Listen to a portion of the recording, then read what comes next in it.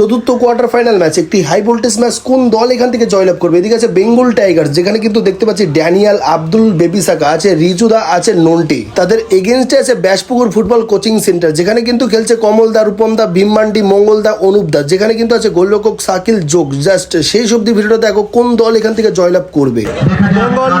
Bengal tiger হয়ে first shot করতে এসছে বেবিসাকা, এন্ড ওখান থেকে গোলরক্ষক সাকিল সাকা ফার্স্ট শট।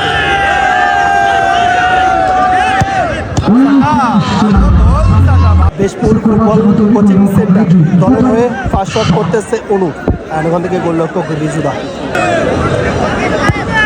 ভালো গোল, ভালো।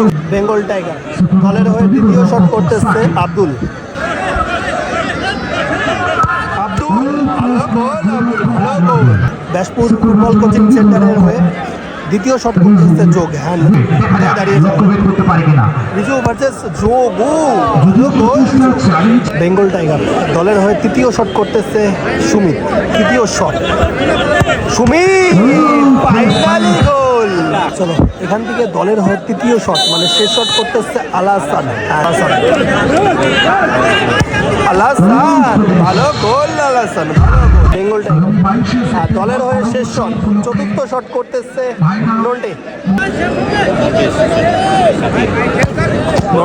ভালো গোল। এখান থেকে দলের হয়ে শেষ শট করতেছে ভীমমান্ডি। এখান থেকে গোল করলে কিন্তু সরাসরি ম্যাচ ড্র, অ্যান্ড ফলাফল হবে টসের মাধ্যমে ফলাফল হবে। দেখবো এখান থেকে ভীমমান্ডি শেষ শট গোল করতে পারবে কিনা। দিল রাজুদা, সেভ করে দিল এখান থেকে। রিজুদা ভালো সেভ করলেন। ফলাফল কিন্তু এখান থেকে বেঙ্গল টায়ার্স জয়লাভ করলেন, সরাসরি সেমিফাইনালে পৌঁছানো বেঙ্গল টায়ার্স।